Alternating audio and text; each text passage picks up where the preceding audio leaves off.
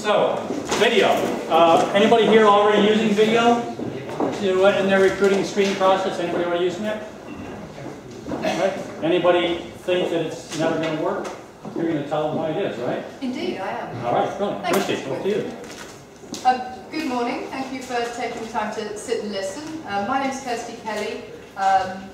Video killed the radio star. If you're as old as me, then you'll remember the song. But what I wanted to talk about was why online video works. But let me tell you why I'm standing up here. So my background is in technology, CRM systems actually, in the recruitment industry, in corporate and with SMEs, and also as a brand and marketing consultant.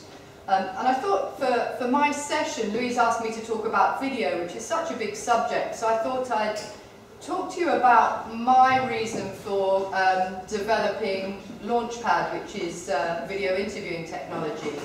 The data that's out there that shows that this is the way forward, so really sort of my musings as to where the behaviour is changing and why it's an important thing for you all to consider as recruiters. And there's a lot of data out there in the public domain, so I've kind of pulled from lots of different places. I've got some examples of where video is used, some of them from YouTube clips, which may or may not fire up when we're down in the basement, but hopefully it will give you a consolidated picture of where video may sit for you. And I've changed my header to talk about social and mobile, because to me, video, social, mobile should all be considered as communication devices, really, to help you engage better with candidates. Okay, so what I hope you'll get from this session is a little bit of context, a balanced view, I hope you agree by the end of it, a rationale for the need to change, and some ideas of a solution that should add some value to you. So let's start with the facts, and you've had some great data from Broadbean that show why behaviours are changing in terms of mobile and social, but for me this brought it alive. There are so many, 100 million job applications in the UK every year, and you know that as well as I do, that the number of candidates applying for every job is increasing all the time. The latest average is 23 applications per job, but in certain markets it far exceeds that. So what's the consequence of that? So what? To me, that causes candidates to behave in a certain way. The media are constantly telling candidates that there are no jobs out there, that the hunt for talent is a competitive one, and to my belief, we're training candidates to behave poorly in the recruitment process, and recruiters have to deal with that fact. Candidates are multi-applying for jobs, they believe that they should be applying for many different roles beyond those they're prepared for, and that's not just in the graduate space. I'm seeing that from senior appointments, where generally speaking, we're seeing that the recruitment experience is not a pleasant one. So what's the consequence of that? We have to place recruitment technology to be able to manage that candidate flow, and for you, the recruiter, the recruitment technology space is crowded. I found this image which I think summed it up for me. If you just look through each stage of your recruitment process, the amount of technology you need to embed into that process is immense, whether it's through attraction and sourcing, application selection, or the onboarding process. It's difficult to make that a comfortable end-to-end process for the candidates, but that is top priority. That's why I want to talk about video in this context of the candidate experience. We all love data up here, so I'm going to share a little bit more with you. But out of this study, I wanted to pick out one particular stat. 32% of candidates said that they were less likely to buy products and services from a company that didn't respond to their job application. We know that that's the case from our own behaviour. If you didn't have engagement, if a business didn't finish the process, then you would feel pretty dispirited. And I talk to a lot of big corporates who are as concerned about the rejected candidates as they are about the accepted candidates. A bit more data for you, and this is from the Candidate Experience Awards, and if you listen to Bill Boorman later, he was one of the judges. And this again brought it alive for me. 1/3 of candidates surveyed for the awards said that they get no response from an application. Only 16% received telephone calls. 30% had a standard template with no specific details. And I have this conversation regularly with recruiters who say, well, that's all very well, but we have to try and manage the process. And when you're having mass applications to each job, there has to be some level of automation. So we start to see that behaviours have to change. And this is how, from the Candidate Experience Awards, they feel that the changes will manifest themselves. We'll start to see that a multi-channel experience will be necessary, that candidates, as they put more time into the recruitment process, will have a higher expectation of the job at the end of it, that they'll expect the experience to be personalised, and businesses will have to manage that brand sentiment very, very closely. And we're seeing internal recruiters have these elements on their strategy all the time. A couple of quotes that brought it alive for me from Matt Berry at Centrica, where half of Centrica's candidates are already British Gas customers. That's a huge pool of people that need to be left with a great experience, even if they're rejected. Similarly, Matt from G4S, the demands candidates are putting on you, the recruiters, are huge, but justifiably so. So, what am I saying here? Your mannerisms in the selection process, your technology becomes an image of your business or your client's business. And if it's a disconnected process, then your business will appear schizophrenic, the experience will be negative. And that's where we started to muse over how we could turn it on its head. And video is a part of that. So when I say turning the recruitment process on its head, by considering, rather than the recruitment process as being about selection or deselecting people from the process, it's an opportunity for candidates to be engaged. Now that doesn't mean that I'm suggesting, and I was talking to one particular business about an exceptional candidate experience, and their argument was, well, do you expect me to chauffeur drive every candidate to their interview? And I'm not suggesting that. We can still be rigorous in our recruitment process, but be engaging along the way, and that's where I think video can really help you.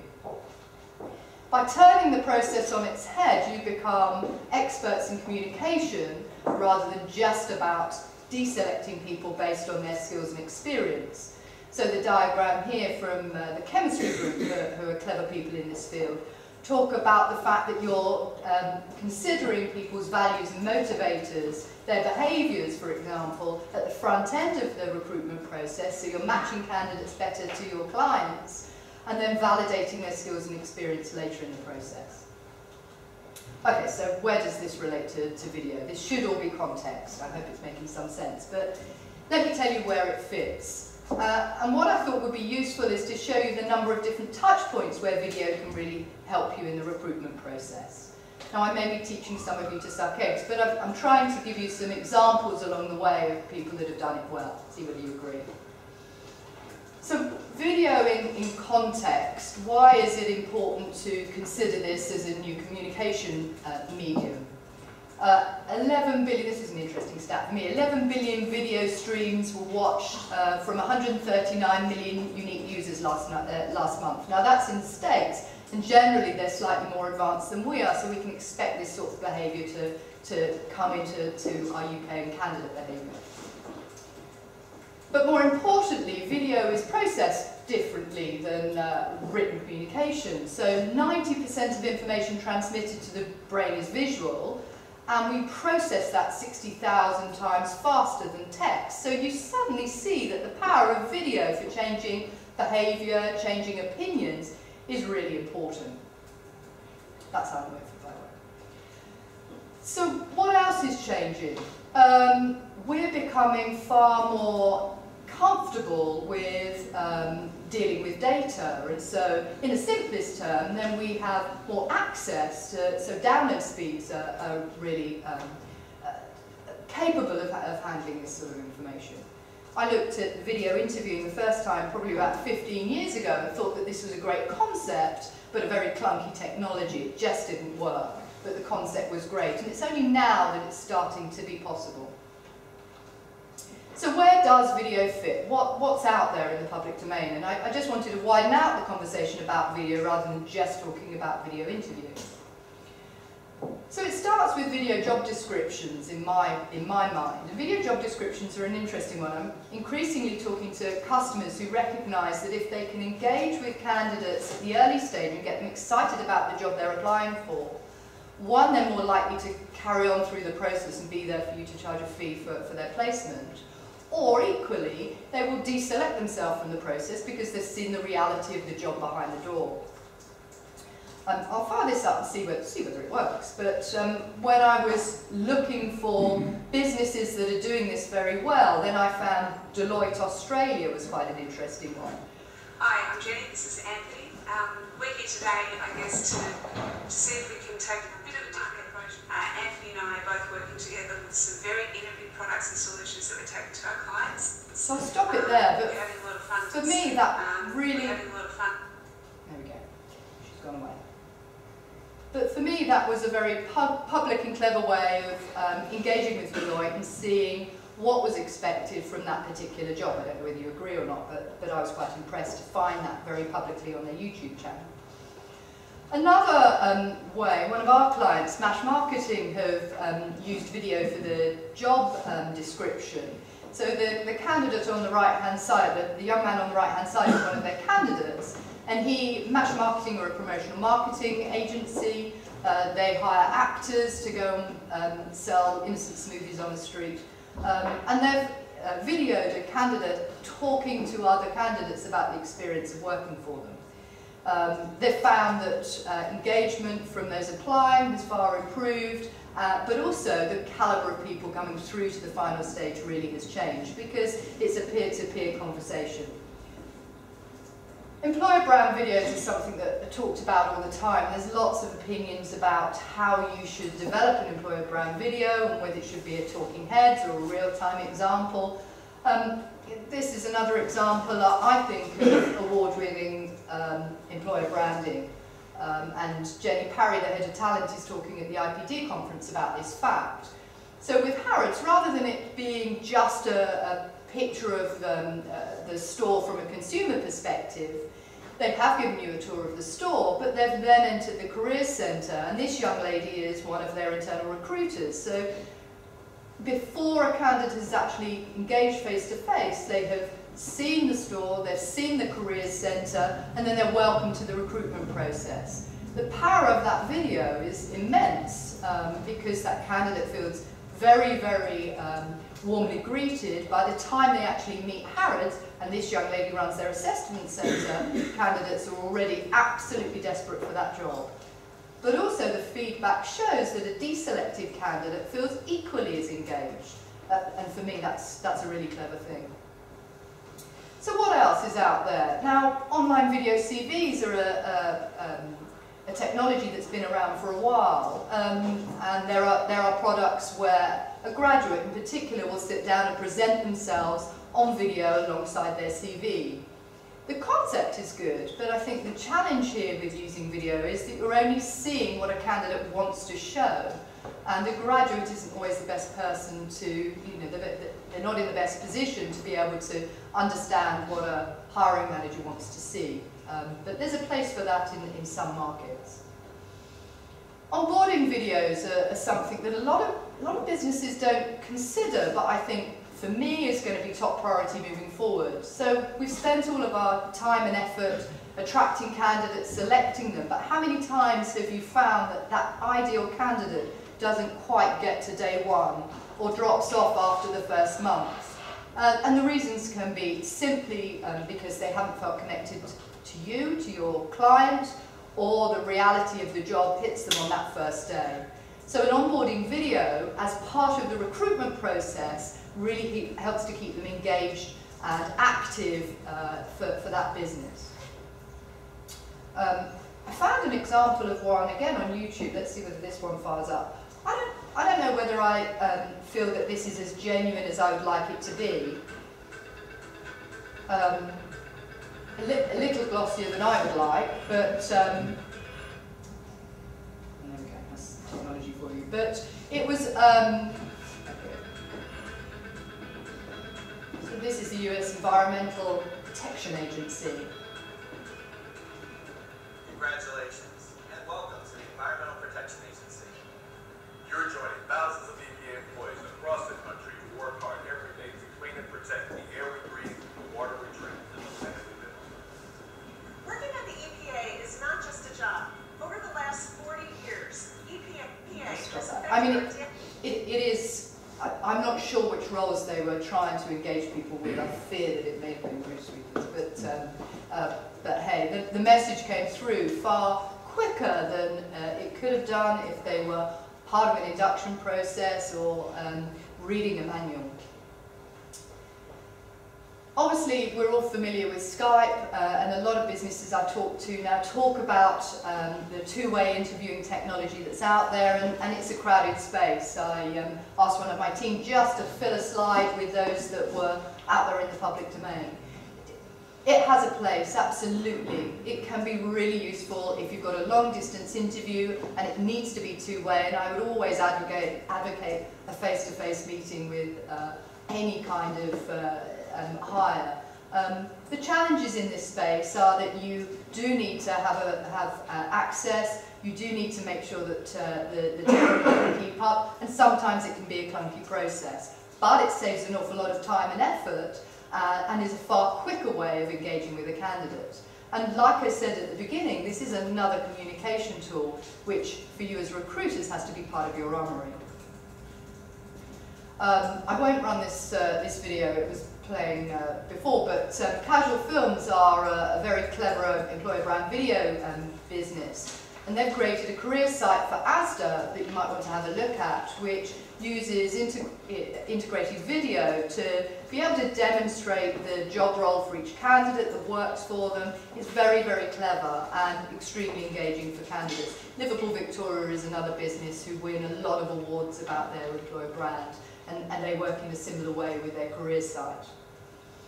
Okay, so let's drill it down to captured video interviewing. Like I said, I looked at all that data and when Will and I developed the technology, and here's why I think it's working for us and why our clients are loving it. If you haven't seen it, let me just give you a quick whistle-stop tour of how it works. Really simply, you set a set of questions, typically 3, can be up to 10 questions that are relevant for your client. You invite candidates, they're sent a link, and that link can be viewed on a laptop, a PC, or a mobile device. You review the responses once they've completed that video, and you can collaborate with other hiring managers or share that video with your client, so it becomes a great piece of marketing where you can present candidates in a way that's far superior to just their CV. So that's how it works. So this is why we think it makes sense. For you, the candidate experience now needs to be top priority. It is a crowded place. There are lots of candidates applying for jobs, not always the right ones, but your candidates need to feel that the experience is pleasant so that great quality candidates come through. We survey every candidate that takes a video in this way, and 83% say that it's a positive experience. They thought the instructions were clear, and candidates wanted the opportunity to do it in their own time. So that's really good data for me to say that it's a comfortable experience. We let them practice, so it takes away the fear of seeing yourself on film and hearing yourself. The real value, as I see it, being a brand marketeer, is that you can match your employer brand. So if you're running a campaign for a particular client, you can dress that whole experience as the client brand or co-branded. And again, if we're looking at candidate engagement, that's top priority. With that crowded technology space, you need to make sure that whether it's a screening tool, whether it's an engagement tool, whether it's an attraction tool, it feels like a comfortable flow for the candidate. Virgin Media do a beautiful job of making sure that the tone, the look, the feel matches regardless of which part of their business they're selling. And then finally, you need to make sure that for your recruiters it fits with your existing recruitment process. So integrating LaunchPad technology into your own ATS is absolutely top priority and easy to do.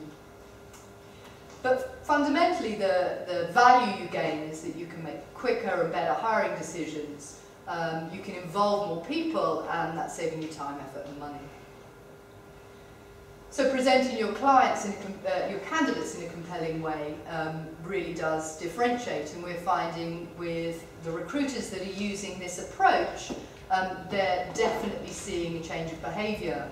But what's really interesting to me is that we're seeing many internal recruiters recognise that this is non-negotiable. So I just wanted to finish off by posing the question, you know, what's the impact of not embracing this technology?